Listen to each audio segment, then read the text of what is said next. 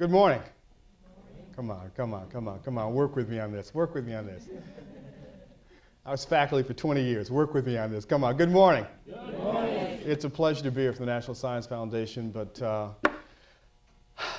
it's good to be in Arizona. As I said to someone, it's good to be here in April, and not any later than that, maybe April 30th, but that's about it. It's really a pleasure to be here. Arizona is, and this alliance and this structure is something that's very important to the National Science Foundation. Let me tell you a bit about myself, because I began my professoriate career when I was 25 at the University of Michigan, and taught in two separate colleges, and my area was mathematics and data analysis, and lastly in evaluation. Earned tenure there, promoted there, and then went to Western Michigan University as graduate dean, and then vice president for research, dean of the graduate college, dean of the College of Education, interim provost, all that kind of stuff, and then decided I would go to the hallowed halls of the National Science Foundation. Sounds ominous, doesn't it? It ain't.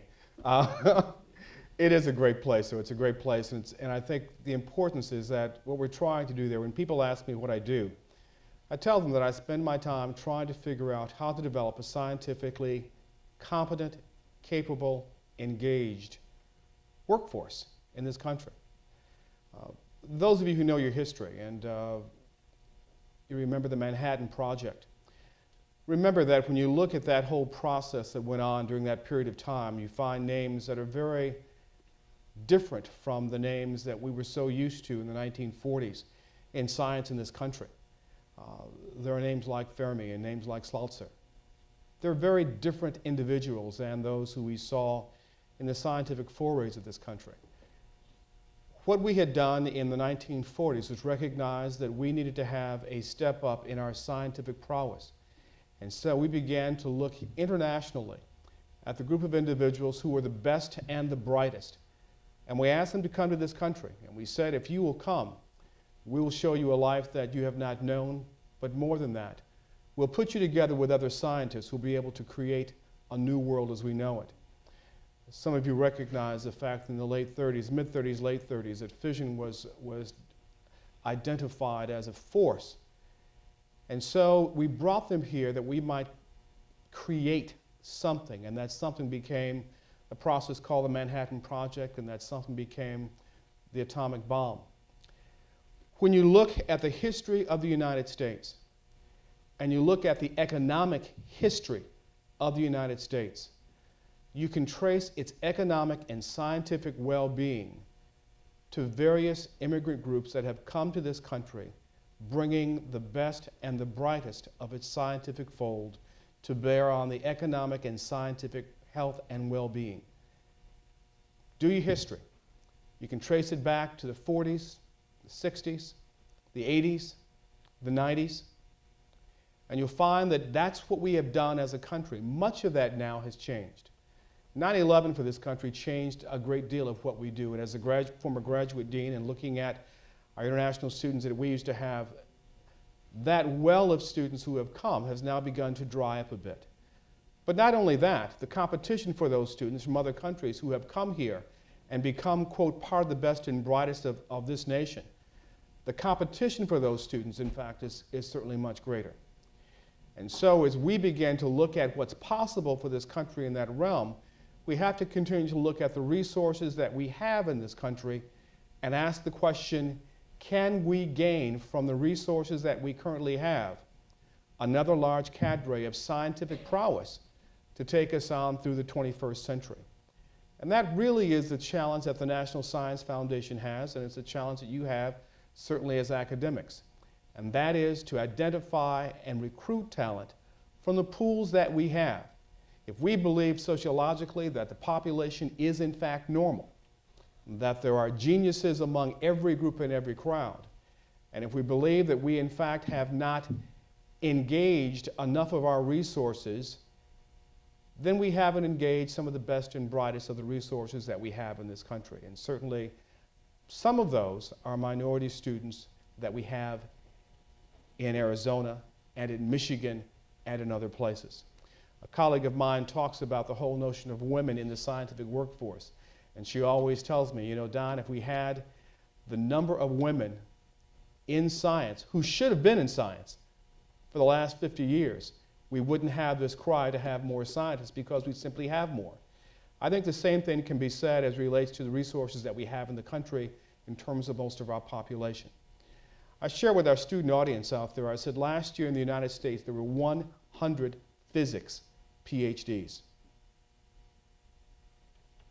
100. Not in Arizona, not in Arizona and Michigan, not in Arizona, Michigan, and California, but 100 in the nation. And what do we know about the graduate population in most of our research schools? That less than half receiving PhDs in quote-unquote the hard sciences are American citizens. And they gather PhDs and move somewhere else. There were 100 physics PhDs. I could quote the numbers for other areas, but you know, they're better, but not progressively so. And so the real question then, I think, as we raise it here with you all, looking at these students and trying to move these students to and through a doctoral program, is how do we do that? How do we identify them? How do we mentor them? And how do we get them through? My friend here tells me about, and I've heard his story twice, and it's intriguing each time because I learn more things about your mentor. My mentor was my uncle, who from Friday night through Sunday stayed drunk. But he taught me most of the things that I knew in life. Taught me about being old, and everything he said is true, gang. He taught me about what marriage was like, taught me how to sew, taught me how to play the piano, taught me why religion was very important, although he never went to church. But he was the person I trusted, and he was the person that along the way that I knew I had to please. Even more so than my parents, whom I loved and adored. There was something about the connection that happened between us that didn't happen with anyone else. For students who are here who are trying to find a way to matriculate through this institution, they need a mentor. They need someone who'll be right there for them. Someone who is judgmental and not judgmental. Someone who is hard and soft. Someone who someone who urges them to go forward, and someone who loves them. Because it is that relationship that allows them to know it's all possible. There's a story about a young lady who was sitting at a conference that I was at, and I asked her, I said, "Why are you successful?" And she said, "Because my mentor thinks I'm smart." Not because she was, but because the person she cared about most thought that she was. And so she lived that prophecy. It is critical for us in this country.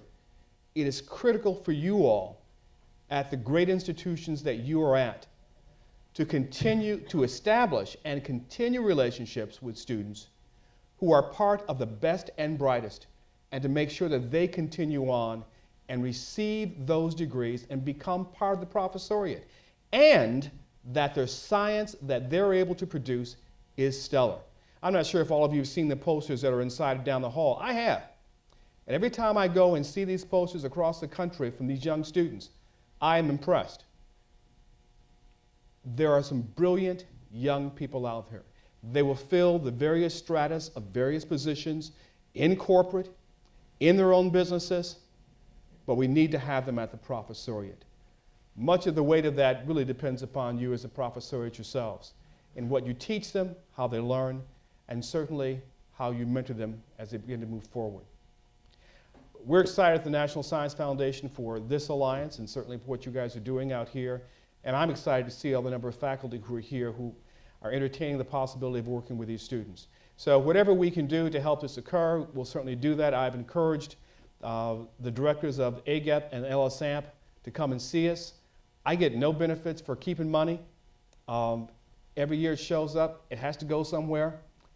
It ought to go to help and support these students. Thank you very, very much for your hospitality. I appreciate it.